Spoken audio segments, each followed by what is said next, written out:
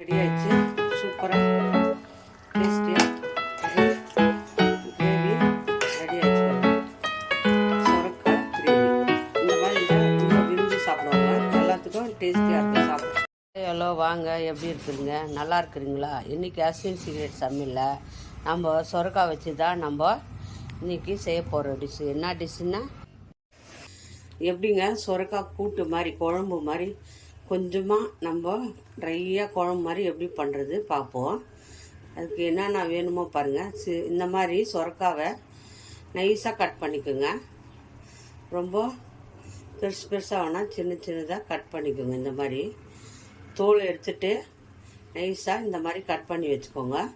இதுக்கு என்னென்ன மசாலா போட்டு நம்ம குழம்பு வைக்க போகிறோன்னு பார்க்கலாமா?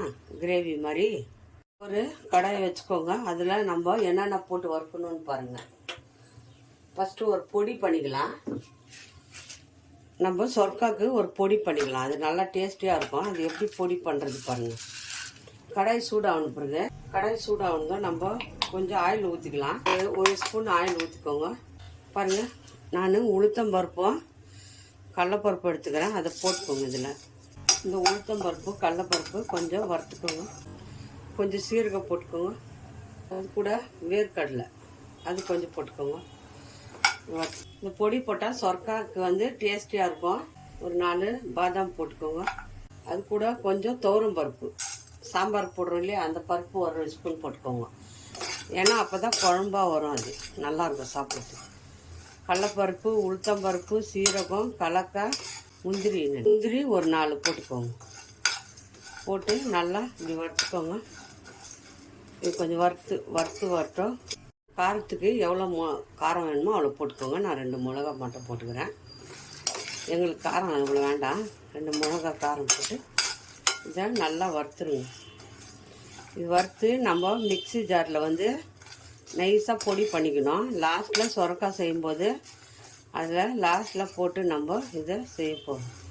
இந்த பவுட்ரு போட்டால் நல்லா டேஸ்டியாக இருக்கும். சொரக்காய் சாப்பிட்றதுக்கு அருமையாக இருக்கும். பொடி பண்ணி சொரக்காய் செஞ்சு பாருங்கள். வீட்டில் ரொம்ப டேஸ்டியாக இருக்கும். இந்த மாதிரி பொடி பண்ணி நல்லா ஒரு சப்புன்னு இருக்கும். இந்த மாதிரி பொடியெல்லாம் பண்ணி போட்டுக்கினா ரொம்ப நல்லாயிருக்கும். பாருங்கள், கலர் வந்துடுச்சு. ஒரு தட்டில் போட்டு நம்ம இதை ஆற வச்சுப்போம். ஆறின பிறகு மிக்ஸி ஜாரில் போட்டு எடுத்துக்குவோம். ஃபேன் வச்சுக்கோங்க. கொஞ்சம் ஆயில் ஊற்றிக்கலாம். கொஞ்சம் ஆயில் ஊற்றிக்கோங்க. கொஞ்சம் சீரகம் போட்டுக்கோங்க. வெங்காயத்தை போட்டுக்கோங்க.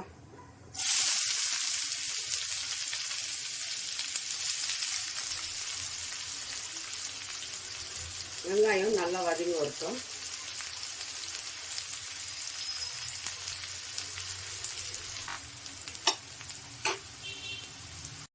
பாருங்கள், நல்லா வெங்காயம் வதங்கி வரட்டும். இதை போட்டுக்கோங்க. தக்காளி சின்னதாக 2 தக்காளி இல்லைன்னா பெரிய தக்காளியாக இருந்தால் பாருங்கள். இது கூட நம்ம இப்போ சால்ட்டு போட்டுக்கோங்க. பாருங்கள், சால்ட் போட்டுக்கோங்க.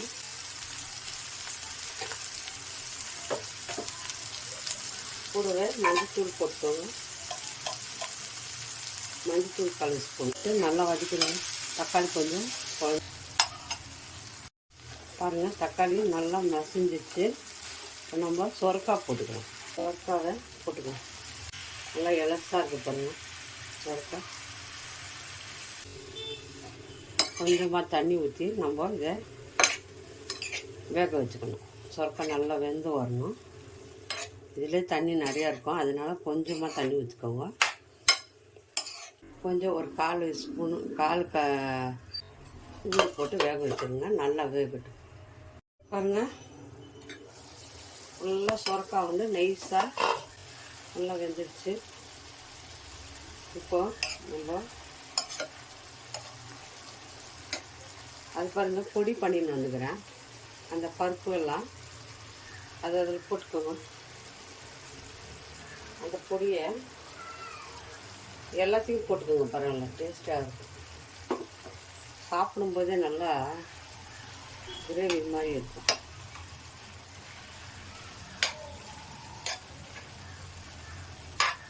நல்லா மிக்ஸ் பண்ணுறோம்.